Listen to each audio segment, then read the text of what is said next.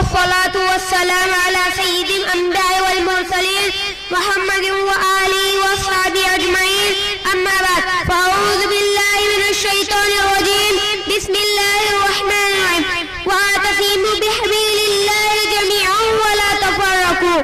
एक हो जाए तो बन सकते हैं खुर्शीद व मुबीन, एक हो जाए तो बन सकते हैं खुर्शीद व मुबीन, वरना इन बिखरे तारों से क्या बात माने।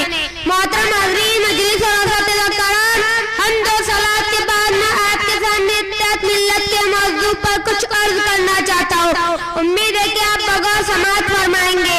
दोस्तों, इत्तेफाक व इत्तेहाद इंसानी माशरे का सबसे ज्यादा कीमती सरमाया है कि हर मकतबे फिक्र और हर मजहब के लोग उसकी दावत देते हैं। यहाँ तक कि सियासी पार्टियां भी इत्तेहाद का नारा लगाकर वोट हासिल करना चाहती है, क्योंकि इत्तेहाद तरक्की और कामरानी की और राखी कुंजी है।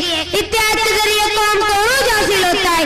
इत्तेहाद इंसानी समाज और माशरा व मुल्क की तामीर में कलीदी किरदार अदा करता है।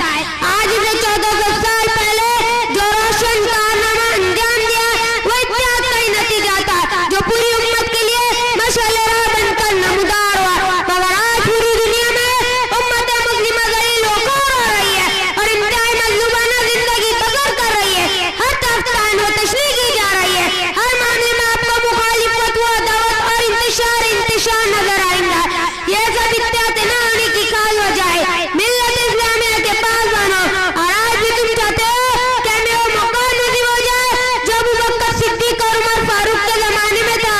तो चाहते हो कि आपसी तफरुकाबाजी खत्म हो जाए, तो बस अब कदम बढ़ाइए और आपसी तफरुकाबाजी को पसे पुश्त डालकर आयत कीजिए।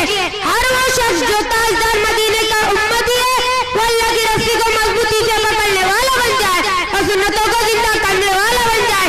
फिर देखिए इत्तेहाद व इत्तेफाक की राह खुद ब खुद हमवार होती चले जाएंगी और कामयाबी तुम्हारे कदम छू लेंगी। बारी ताला में कदरदानी की तौफीक और जानी बख्शे। अब मैं